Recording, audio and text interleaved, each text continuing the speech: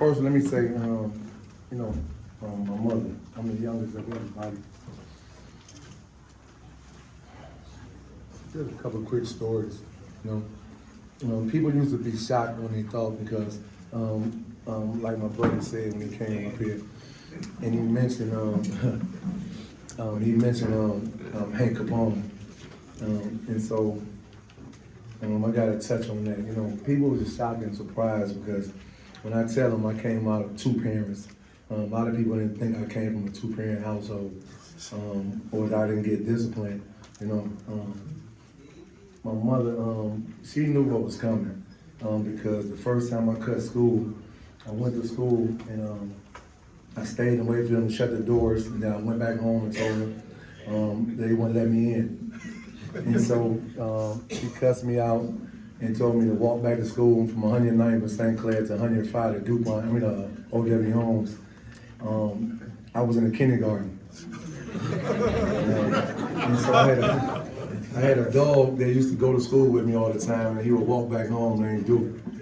And so my mother, I guess she was going to the store up on 108th and saw my dog in the playground. And she found me asleep in the tunnels. After I got tired of playing, I went to sleep. And I woke up by getting beat. I woke up to the beatings of my mother, but she still, she didn't give up on me. When I got the whoopings for stealing Miss Williams and them chocolate milk, I used to go to school every morning and stop and get the milk off his back porch. When the milk truck used to deliver the milk. And then I get the whoopings for that. She still didn't give up on me, man. When I was in the 4th grade and pulled the fire alarm, I was the only kid in the hallway, and I pulled the fire alarm and went back like I was innocent. They whooped me for that one. When I almost set the house on fire, they told me I'm gonna be playing with matches, and the parents and them left some candles on the floor in one of the bedrooms, so I was curious. And so I stuck the paper in there, then went and hid in the closet while the room caught on fire. And then somebody got me out the closet. I got a room for that one. I got whoopings, I got discipline. My mom and them tried their best to teach me right from wrong. Some people say I was a bad little boy. I don't believe it.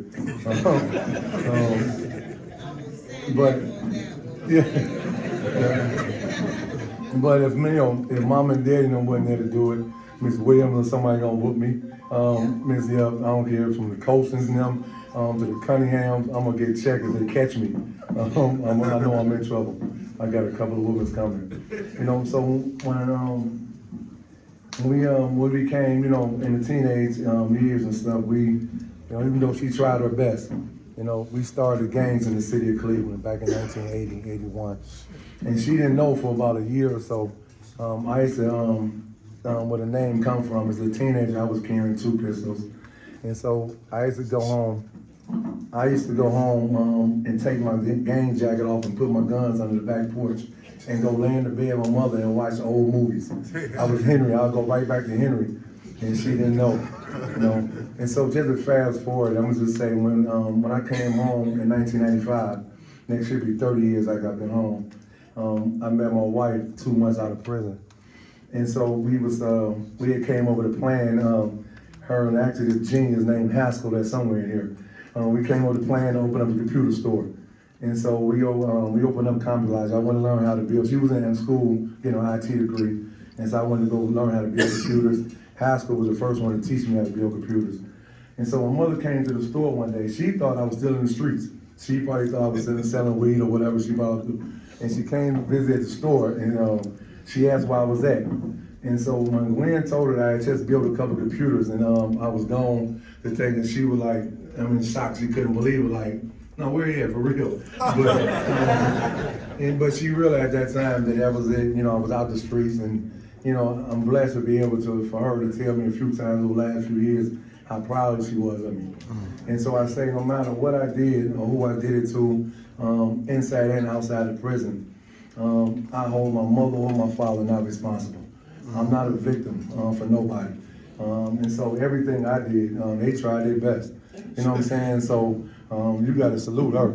because she a soldier, you know, to the point where we got into a big fight in the basement one day. And we look up though, everybody fighting, and Mama got the stairs blocked off saying, no leaving about this basement. We all from the tennis base, so she rolled with me, man. So I salute her, man, and my father. They did the best they could. But, What that peach cobbler with that frozen bowl in the kitchen? Yeah, man. So I didn't mess with my mother, man. I've never in my life cussed at my mother. Never did none of that stuff. I might not talk to her for a day or two because we were just alike. So it worked for me and my mother. But I knew she broke the broom over my head like 14 when I thought I was taller than her. And so when my father passed away, I had said something. It wasn't nothing but just me talking back. And she was getting the food ready, coming out the stove, and I guess I made her a little more mad, and so in one motion, she threw the apple pie dead in my face. It was froze. The bowl was froze. No, that pie wasn't froze, dude. No. That pie was hot. That pie was hot, dude. And so, like I said, when she was 14, I had the flashback, and so I'm like walking to the door, like, yeah, Mom. Like I said, getting out the door, because I knew what was coming next, a knife or something. So that's all I want to say, man. Thank y'all for coming.